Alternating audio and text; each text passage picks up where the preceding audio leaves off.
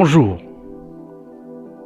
Alors pour aujourd'hui, on va essayer de traiter une partie alimentée pour la première STM, la deuxième STM, deuxième STE et la deuxième sciences maths B. Application, alimentation en énergie hydraulique ou pneumatique. Première application, schéma hydraulique. À partir du schéma hydraulique, repérer les éléments sur celui-ci et compléter le tableau en indiquant le nom et la fonction du composant. Regardons sur notre schéma hydraulique. Commençons par le 1, le réservoir. Là, vous avez notre filtre, moteur électrique, notre pompe hydraulique, régulateur de pression, clapet anti-retour. Vous avez aussi un distributeur 4-3 à commande manuelle. Vous avez ici les régulateurs de début, un vérin double effet, manomètre, accumulateur, et c'est ce qu'on va essayer d'indiquer sur notre tableau. Donc le repère, le 1 c'est le réservoir, la fonction stocker le fluide. 2, la pompe hydraulique, et ça sert pour générer de la puissance hydraulique. L'élément qui a la fonction actionner la pompe en transformant l'énergie électrique en énergie mécanique, c'est tout simplement notre moteur électrique. Numéro 3. 4, c'est le distributeur 4. Voilà, 1, 2, 3 et 4 orifices. Et vous avez 3 positions. Bistable à commande manuelle. Vous avez la fonction, c'est tout simplement de distribuer la puissance hydraulique au vérin. 5, c'est un vérin double effet. Et c'est l'élément qui sert à transformer la puissance hydraulique en puissance mécanique. 6, c'est l'accumulateur et qui sert pour stocker le fluide. 7, un réducteur de débit unidirectionnel réglable. La fonction, c'est régler le débit et la vitesse des fluides. 8, c'est une vanne. Voilà, la pièce 8, c'est une vanne ou bien ce qu'on appelle aussi un robinet et ça sert à distribuer ou interrompre le passage des fluides. C'est tout simplement l'émetteur de pression. L'émetteur de pression.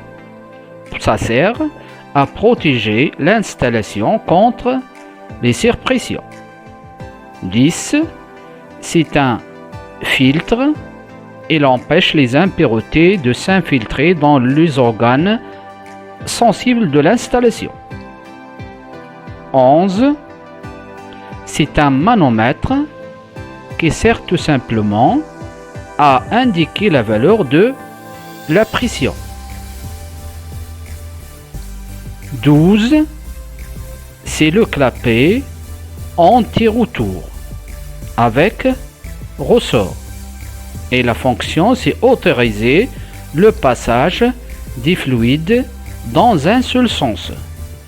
Voilà en ce qui concerne les désignations, la fonction de chaque élément repéré sur le schéma hydraulique.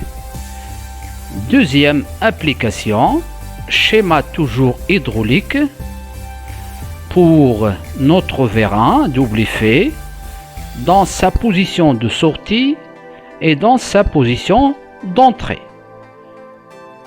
Indiquez un fléchage le sens d'écoulement du fluide, suivant le cas, sortie ou bien entrée des vérins, et coloriez en rouge le circuit en haute pression et en bleu le retour vers le réservoir, c'est-à-dire la basse pression. N'oubliez pas de compléter la case centrale. Voilà, regardons pour la position sortie de la tige. Alors, source de notre mouvement moteur vers la pompe, aspiration du fluide à partir des réservoirs, et voilà le passage dans un seul sens clapet qui s'ouvre et le fluide peut passer. Donc là on aura un schéma donc pour notre position des distributeurs, puisqu'on a dit qu'il s'agit d'un distributeur 4 orifices et 3 positions. On va choisir la position sur laquelle on aura la position sortie du vérin. Donc le fluide va prendre ce passage à partir des réservoirs à la pompe qui va engendrer la pression des fluides, et le fluide va passer par le clapet dans ce sens et passage dans le distributeur qui va directement diriger le fluide vers la chambre gauche des vérins, et par conséquent le piston va sortir dans ce sens. Alors pour la deuxième position, rentrée de la tige, donc on va prendre déjà la position des distributeurs puisque c'est lui qui commande le vérin. Donc on va prendre la deuxième position, une deuxième position de notre distributeur qui va se déplacer soit vers la gauche soit vers la droite pour laisser le passage. Et donc là notre fluide toujours à partir de notre réservoir entraîné par la pompe hydraulique, le fluide passe dans ce sens suivant la flèche, et voilà la bille qui va se déplacer pour laisser le passage du fluide, et le fluide passera vers la chambre droite de notre piston sur la petite surface des pistons, et le piston va se mettre en mouvement vers la gauche, c'est-à-dire rentrée de la tige. Application numéro 3. Donc regardons sur notre schéma hydraulique. Donc on a un réservoir de fluide, notre filtre, moteur électrique pour entraîner la pompe. La pompe va pousser sur le fluide et on a un distributeur pour laisser le passage des fluides soit vers la gauche ou vers la droite pour la sortie ou bien la rentrée des pistons, et par conséquent pousser la charge ou bien retourner à la position de départ. Le système suivant permet de pousser une pièce d'une masse de 100 kg à une vitesse de 1 mètre par seconde sur la table.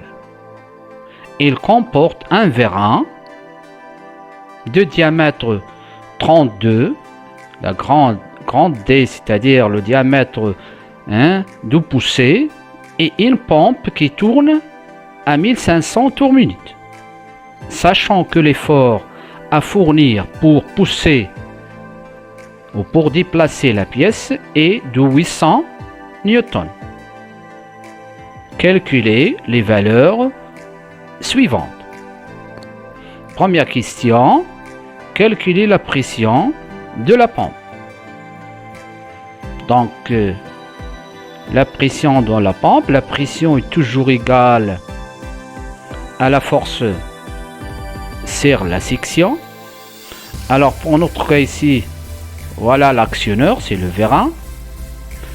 Donc il va pousser sur la pièce qui a un poids M fois G, c'est-à-dire ici on ne donne que la masse, mais l'effort à fournir est de 800 newtons.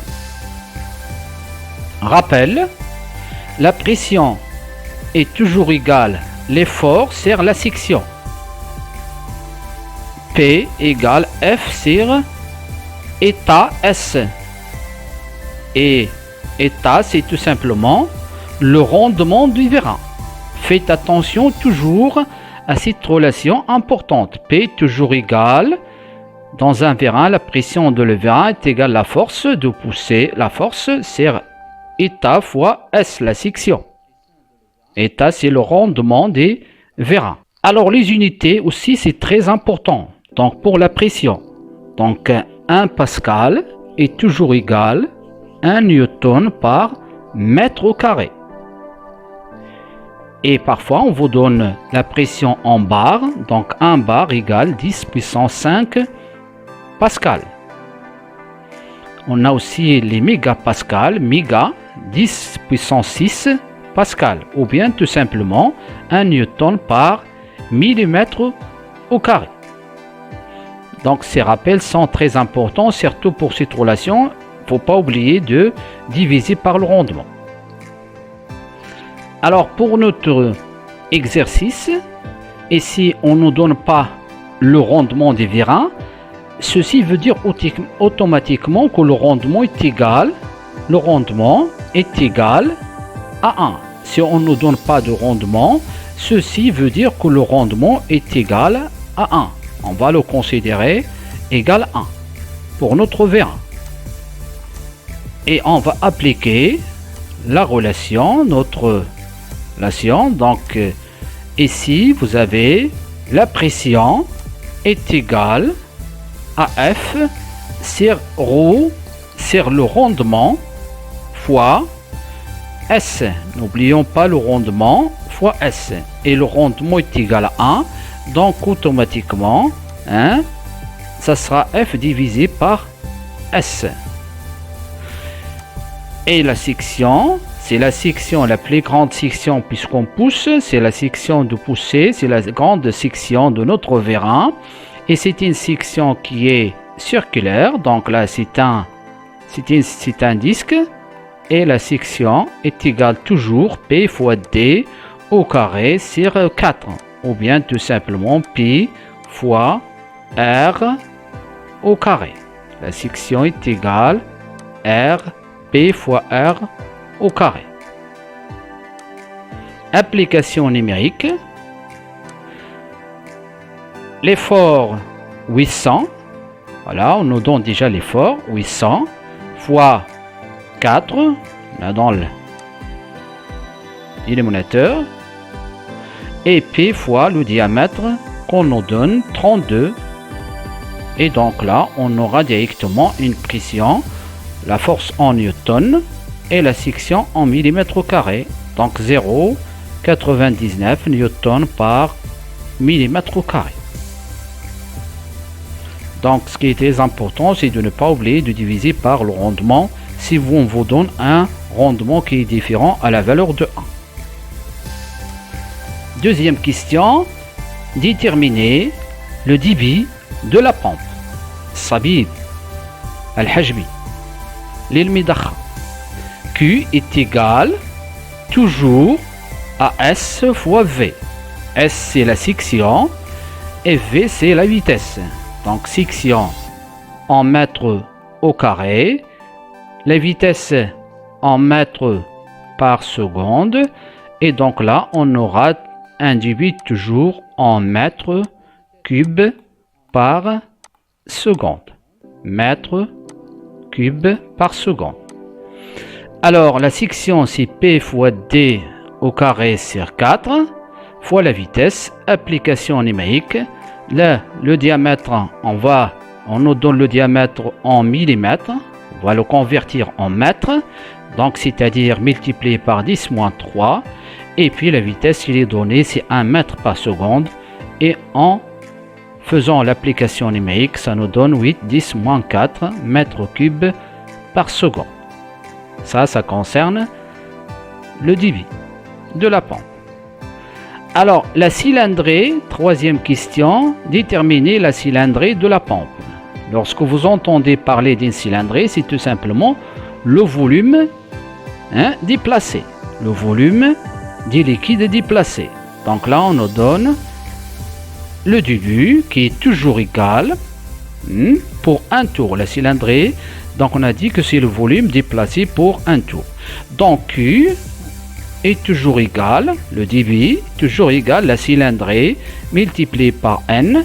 Et N, c'est tout simplement la fréquence de rotation. Et on nous donne ici une fréquence de rotation de 1500 tours par minute. Donc, cylindrée, le débit toujours égal, cylindrée multiplié par nombre de tours de notre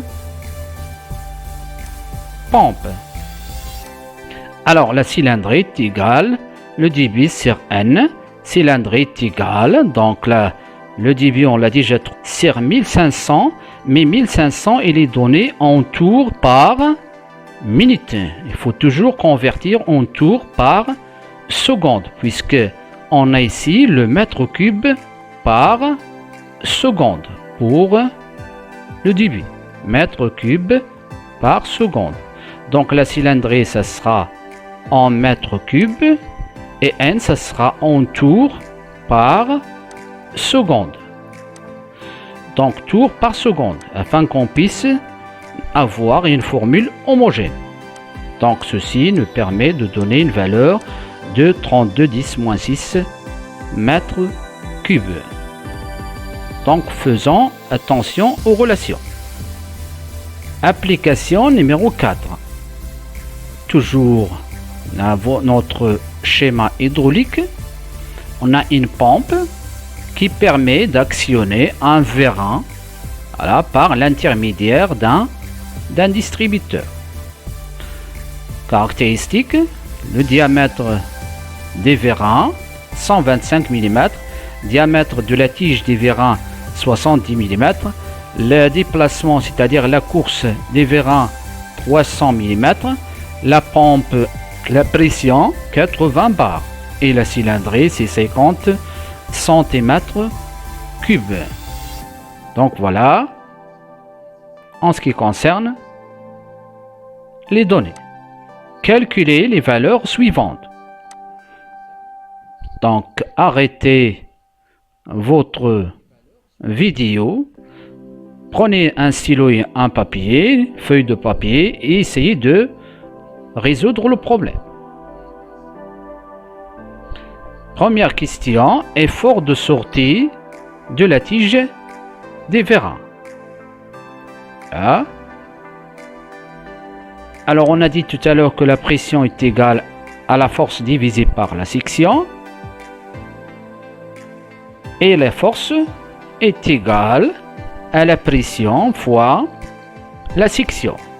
Et si on ne donne pas de rendement, ça veut dire qu'il est égal à 1. Donc la section P fois D au carré sur 4 et F sortie, puisque la sortie on pousse sur la grande surface, donc grande D, c'est-à-dire 125. Application numérique. La pression est égale à 80 bars. On a dit tout à l'heure que 1 bar égale 10 puissance 5. Donc il faut multiplier par 10 puissance 5 pour avoir le newton par mètre carré. Et puis le diamètre, 125, il est donné en millimètres. On va le convertir en mètres. Application numérique. Ça nous donne une force de sortie qui est égale à 98 125 newtons.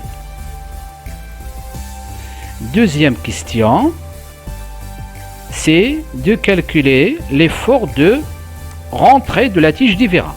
Donc même chose, donc sauf que ici pour la rentrée de la tige du vérin, on ne pousse pas sur une grande surface, mais on pousse sur la surface, la petite surface de notre piston, c'est-à-dire la grande surface moins la petite surface de notre tige de vérin. Si vous regardez votre piston dans ce sens, vous avez la section moins la section de notre tige de vérin. Donc la section, ça sera la grande section moins la petite section. Donc, ça sera P grand D au carré sur 4 moins P fois D au carré petit d au carré sur 4. Donc, voilà notre section. Ici, la petite section que nous avons ici, c'est grand S. Donc là, c'est grand D. Et là, c'est petit d. Voilà. En faisant l'application numérique, on trouve une valeur de 67 353 newtons. Donc faites attention pour notre piston. À gauche, vous avez la section complète, grand D, on va utiliser grand D pour la section, mais à droite, vous avez la section moins la section de la tige. Troisième question, on nous demande de déterminer la vitesse de sortie de la tige. Donc la vitesse de sortie de la tige.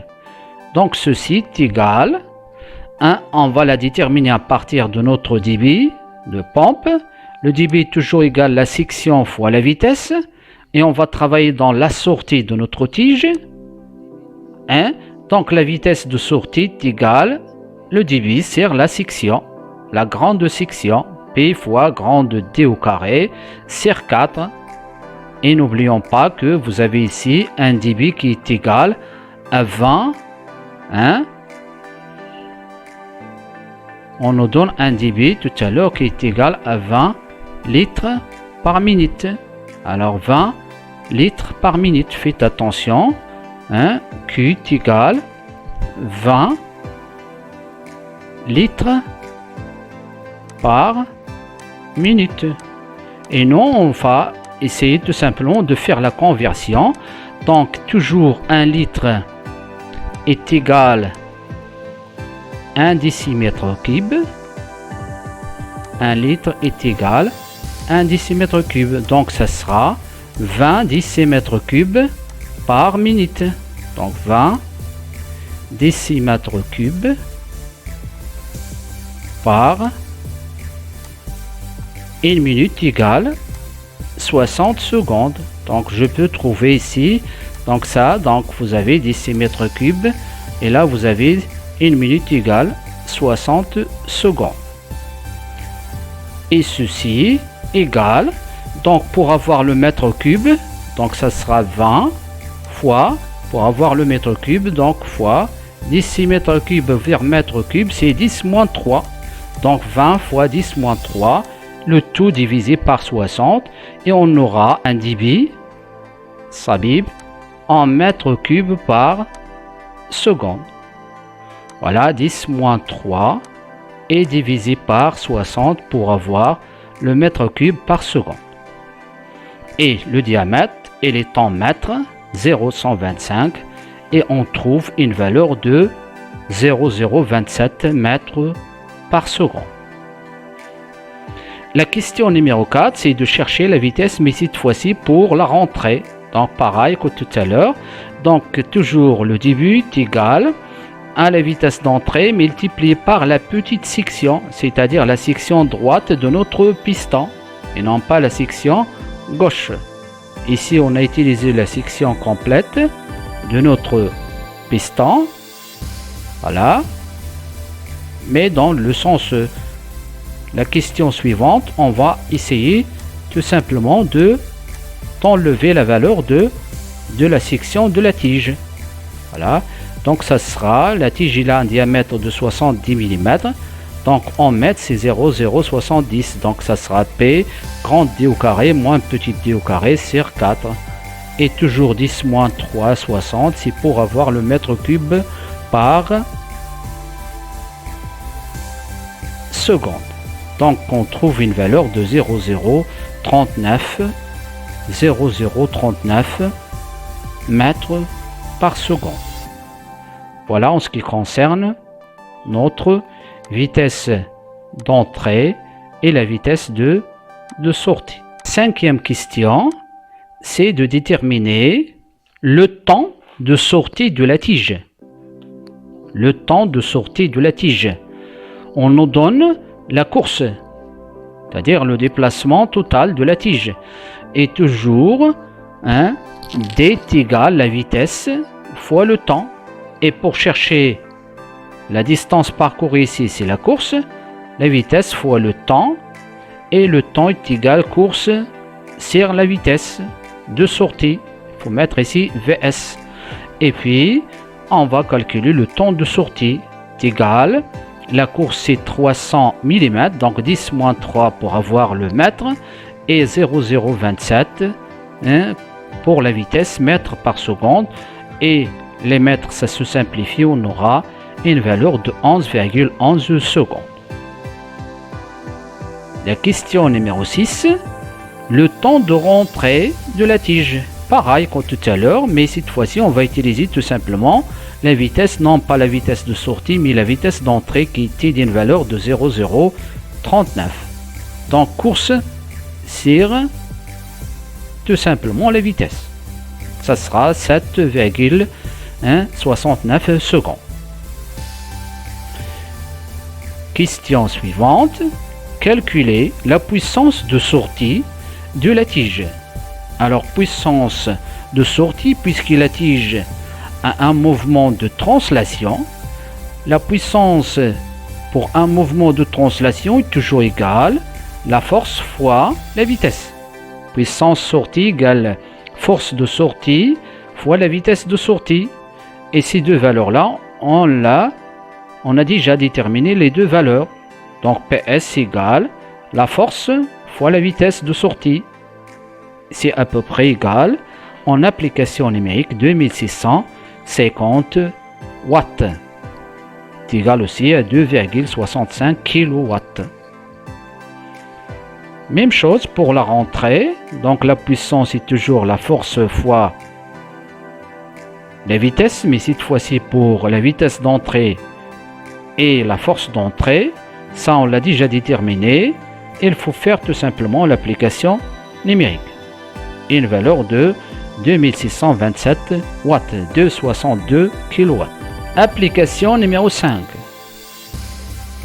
Compléter les trois câblages de vérin en utilisant les symboles pneumatiques appropriés et en indiquant pour chaque câblage le type de vérin, le type de distributeur ainsi que le sens de déplacement de la tige des vérins en dessinant une flèche au-dessus de l'extrémité de chaque tige.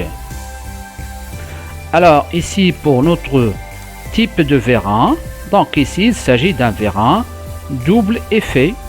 C'est un vérin double effet. Voilà. Type de distributeur. Alors ici pour le type de distributeur, c'est un distributeur 4, 2. Voilà. Distributeur 4 orifices 1, 2, 3 et 4. Et vous avez deux positions. 4, 2, bistable. Hein? La commande n'est pas indiquée ici.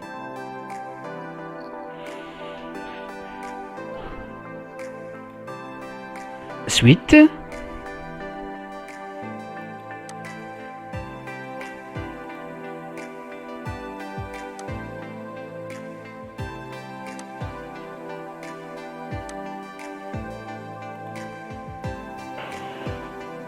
Voilà. Donc pour la sortie, pour l'entrée de la pression, distributeur dans la chambre. Donc ici, nous sommes dans la position entrée. Nous sommes dans la position entrée. Là, nous sommes dans la position entrée des vérins. Voilà. Pour deuxième vérin, regardez, on va essayer de refaire le câblage. Voilà. Donc ici, donc j'en pousse dans ce sens. Voilà. Donc, et nous sommes dans la position sortie des vérins. Suite, vérin toujours, mais dans ce cas-là, on a un vérin simplifié. Simplifié puisqu'il y a un ressort de rappel, et un distributeur 1, 2, 3. Donc ça veut dire 3 orifices et vous avez 2 positions. Et les commandes ne sont pas indiquées. Donc vous avez ici l'entrée de la pression, câblage pour l'entrée. Donc voilà, notre tige sera dans la position sortie. Deuxième position, une fois que vous lâchez, donc là, le ressort rappelle le vérin, le piston à sa position initiale. Pour les deux vérins suivants, c'est un vérin double effet, donc pas de ressort. Donc double effet et un distributeur 1, 2, 3, 4, 5, donc 5 et 2 positions. Câblage pour la première position, distributeur en position 1, donc alimentation, et voilà, donc voilà, on va pousser à gauche sur la grande section et le vérin sera en position sortie. Contraire pour la position, donc ici vous avez l'échappement.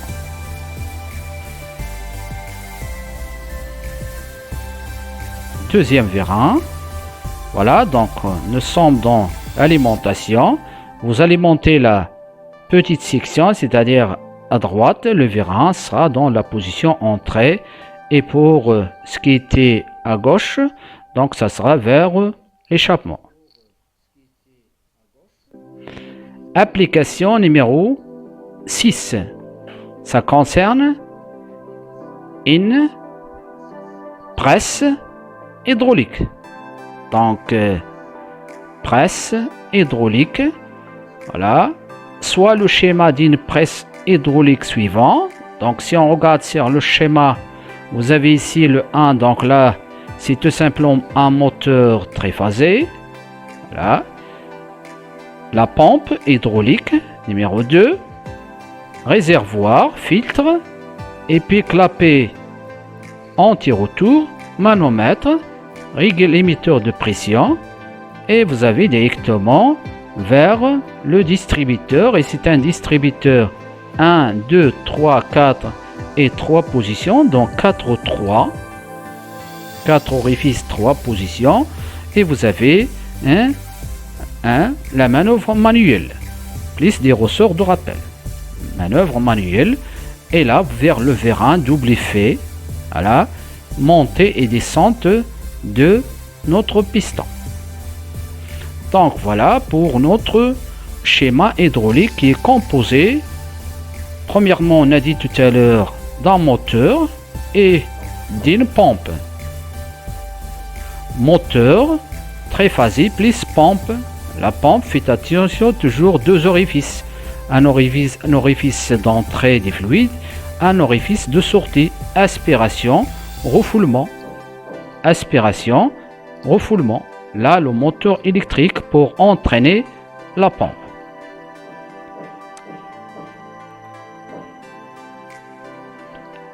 Un filtre, voilà le numéro 2, c'est un filtre pour éliminer les impuretés et protéger la canalisation. 7, c'est un manomètre, voilà, pour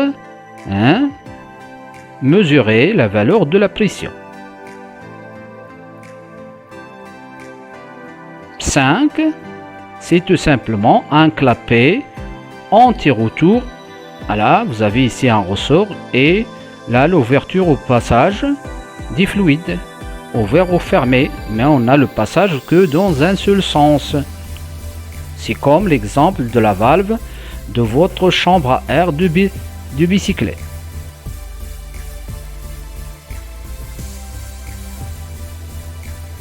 Huit, donc là c'est le distributeur à commande manuelle. Voilà notre distributeur 4-3.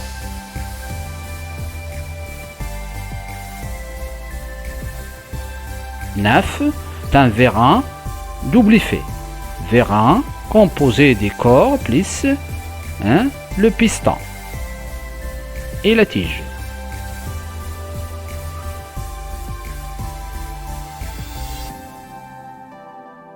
Alors, les caractéristiques de 1, 2 et 9. Pour le moteur, 5 kW de puissance absorbée, le rendement moteur 80%, la vitesse de rotation 720 tours par minute. Pour la pièce 2, qui est la pompe, le rendement de la pompe 83% et la pression égale 42 bars. Pour 9, tout simplement le vérin, le diamètre, le grand diamètre 120 mm et le diamètre de la tige égale 40 mm. Donc voilà les données.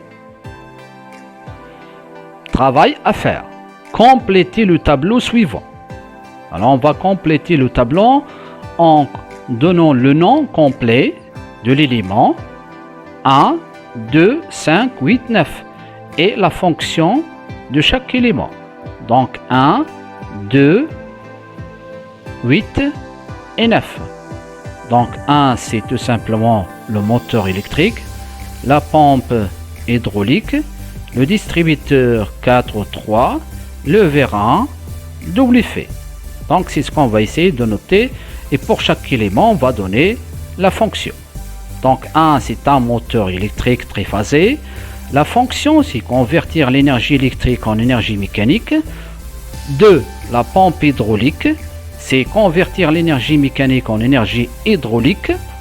5. C'est un clapet anti-retour avec ressort. Permet le passage des fluides dans un seul sens. 8.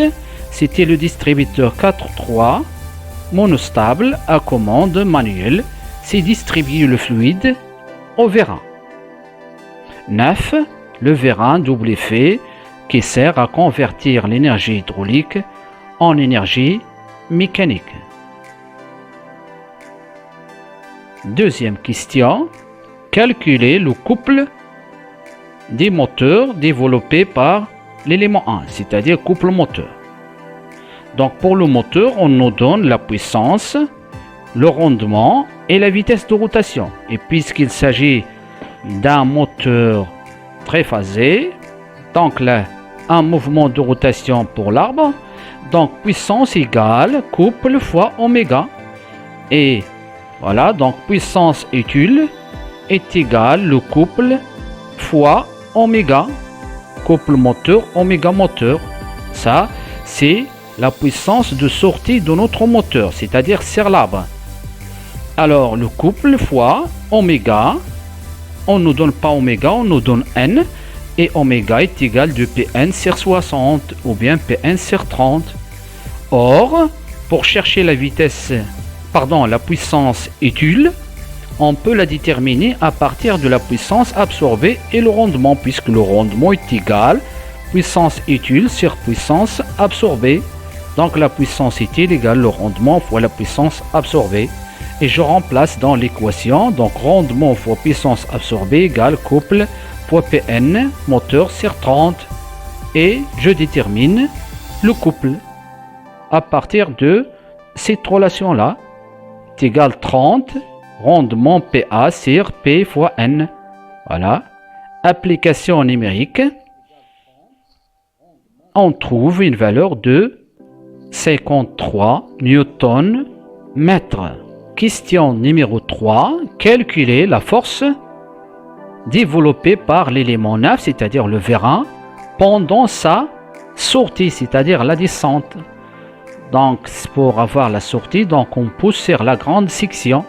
Donc, calculer la force, la relation donc pression-force, P égale F sur S, et rendement du vérin. N'oubliez peut-être toujours que la pression sur le vérin égale la force de sortie sur la grande section, section vérin, fois le rendement. Donc S égale P d carré sur 4, et on va appliquer directement pour déterminer la valeur de la force de sortie. Faites attention, pour la sortie, on pousse sur le grand diamètre. Grand D. et qui est donné ici, grand D, il est donné en millimètres, on va le convertir en mètres. Donc ça sera 0,120. Donc une valeur de 47 476,8 et c'est une force donc Newton. Question numéro 4. Calculer la force d'entrée développée par le vérin pendant la montée. Donc voilà, même chose, mais ici on va pousser pour la montée, il y a la tige du vérin, donc il faut enlever section, la force sur la section où il y a la tige du vérin, P grande D au carré moins petite d au carré. Donc la petite d c'est le diamètre de la tige. Diamètre de la tige. Et le vérin a un rendement égal à 1. Donc je applique la relation, je fais une application numérique et ça me donne une force à l'entrée qui est égale à 42 201,6 newtons. Qui est toujours inférieur à la première puisqu'il s'agit d'une poussée sur une section inférieure à la première section. 5. Calculer la puissance disponible sur la tige des vérins pendant la sortie. Pendant la sortie, quelle sera la puissance disponible sur la tige, sachant que la vitesse de déplacement égale 7. Donc il s'agit d'un mouvement de translation et la puissance dans le mouvement est égale toujours à l'effort fois la vitesse. Donc puissance sortie égale F fois V, F sortie fois vitesse de sortie. Application numérique, les valeurs, vous voulez trouver déjà la force de sortie 47 476,8 et la vitesse il est donné en centimètres par seconde. Il faut convertir en mètres, donc 0,07 mètres par seconde et on trouve une valeur de 3323 watts qui est égale à 3,32 kilowatts. Question numéro 6. En déduire le rendement global de l'installation hydraulique. C'est notre installation hydraulique. On a déjà le rendement de notre moteur qui est donné, c'est 0,8. Le rendement de la pompe, il est donné, 0,83. Le rendement des distributeurs, puisque ce n'est pas donné, donc ça sera 1. Et le rendement des vérins, on le donne, égal à 1. Donc, pour avoir le rendement global, il suffit de multiplier tous les rendements. Donc, rendement moteur, rendement pompe, rendement vérin. En multiplication. Ce sera égal 0,664 100 unités. Question 7. Calculer le diamètre grand D que doit avoir le piston de vérin 9 pour donner une force de 95 000. Donc on va refaire tout simplement les calculs comme tout à l'heure sur la première question et cette fois-ci pour déterminer le diamètre qui correspond à la valeur de 95 000. Donc d'après la question 3, on a F de sortie est égal à la pression fois P fois D au carré sur 4. Et on va essayer de déterminer tout simplement le diamètre à partir de cette relation. Le diamètre égale 4 fois la force de sortie divisé par pi, 3,14 fois la pression et en racine carrée. Application numérique, on trouve une valeur de 170 mm.